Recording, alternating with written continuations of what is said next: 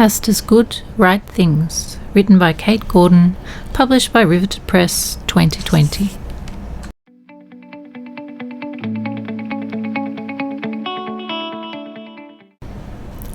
Chapter 1.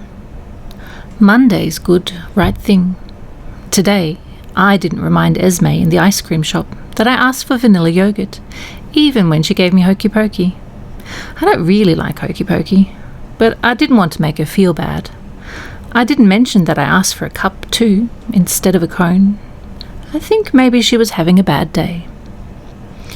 Esme Rogers has blue hair like the secret feathers some ducks have, the ones that look like glistening eyes. I used to think that they were for scaring predators. Dad says they're to attract fish. Esme uses her blue hair to attract boys, I think. Every week there's a new one, on a stool by the ice cream shop counter, looking at her like she's the treat. They're gone a few days later, and she always looks as blue as her hair afterwards. I think she loves each one of them, and she's super sad when they go. I don't know why they would go.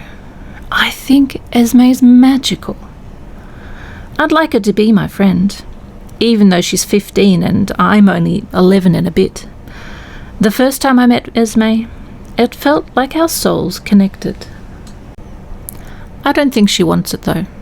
Maybe, if she wanted to be my friend, she'd remember I never order hokey pokey. I won't remind her though. I don't want to make her even more blue. And besides, if I keep her a little bit happier, or at least not so miserable, that can be Monday's good, right thing. And it can add to the others. Even if she won't be my friend, hopefully she'll still smile in that sparkling way and let me smile back. I write it down in my small brown notebook. Monday's thing is done. Now I can breathe, and I can walk with my not quite right ice cream all the way home and feel safe. I'll give my cone to Dad, if it's not too melted, and that will grant me extra points. Dad likes ice cream cones. It's a thing. He'll be happy with me if I give him the cone. He mostly is anyway, but this will make things even better. Maybe he'll cook us mashed potato for tea. I won't ask though. For one thing, I'm probably way too old to love mashed potato this much. Way too old for hokey pokey too. Way too old for all the things that make me feel a little less tight inside. For another thing, I don't want to ask Dad about the mashed potato because he's busy. Dad's busy because he's important. He's a teacher and he has just been made the principal of a ridiculously fancy school in the city. I don't go there. I go to a school where they're meant to be nice people to like me. A school where we don't use plastic and where we eat lentils for lunch out of wooden bowls, and we say a prayer for bugs if we step on them. A school that's meant to be gentle and nurturing, where we don't wear uniforms, where we talk about our feelings a lot and everyone is kind and accepting and welcoming. I tell Dad they are all those things, but really it's not true. They're not mean in particular. There are no bullies or cliques. Nobody hassles me, except for Indigo. They just don't know I am there. I'm very small. But that's not it. It's not my pale brown hair either, like peeling tree bark. It's not my sticking out limbs and the fact I still look 9 or 10 at a push. It's not my reading glasses or my rabbit teeth. The reason nobody sees me at the Albatross School is that I'm not special. I'm not like Annalise, who sings like an angel and looks like something from a dream, or Flynn, who is cool and charismatic and destined to run the country. I'm not even Indigo, whose wildness marks her out. My school is a school for special people, and I am not one of those. I'm not destined to run the country or win a Nobel Prize or make art installations that they show at the Louvre. I'm not destined for anything. I never was. I don't sing or dance or make sculptures of trees, and I can't paint or even whistle. And my acting is terrible. I can sort of write things, I think, but nobody knows that. I write things in my brown notebook, Things that happen, and things I wish would happen, and things that never will, because they involve unicorns and shapeshifters and portals to other worlds. And I write down my good, right things. Another thing I should have grown out of, like the mashed potato and the hokey pokey. So many things I should have left behind. Now I'm this age, this nearly teenager, nearly grown up, nearly age.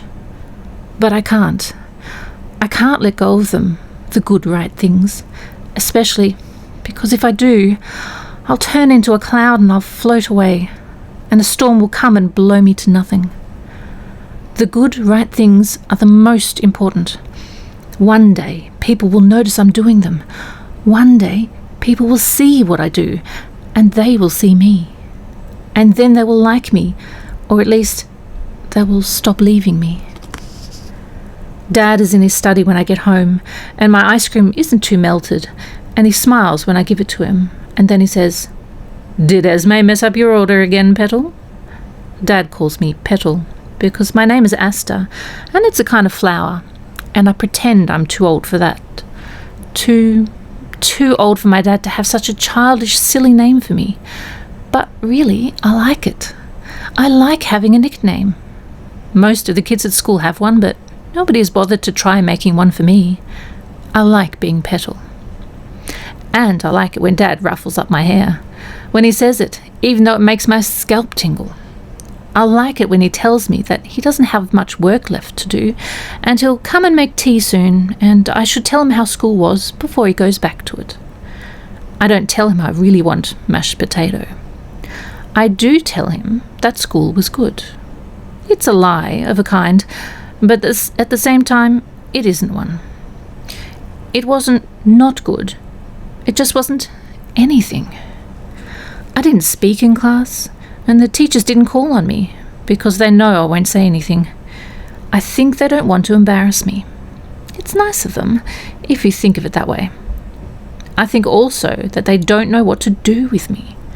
The teachers at the Albatross school know what to do with exceptional kids. They don't know what to do with a cloud, a mouse, a pale, wilting flower. But also, they don't call on me because all the other kids are loud and they drown me out. They swallow me up. At recess and lunchtime, I hid in the hole in the tree that nobody knows about but me.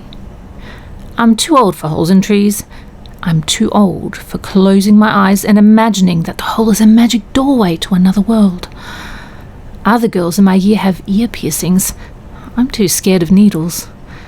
Other girls in my year go to concerts. I don't like crowds. Other girls in my year are planning for university. I don't even know who I am now, let alone who I'll be in 7 years. Other girls in my year wear skirts and high heels and makeup and look even older than they are. I am small, and I feel like I will always be small, inside and out. Other girls in my year make up songs, and they sound like the songs on the radio, songs with film clips, songs that make people stand and cheer.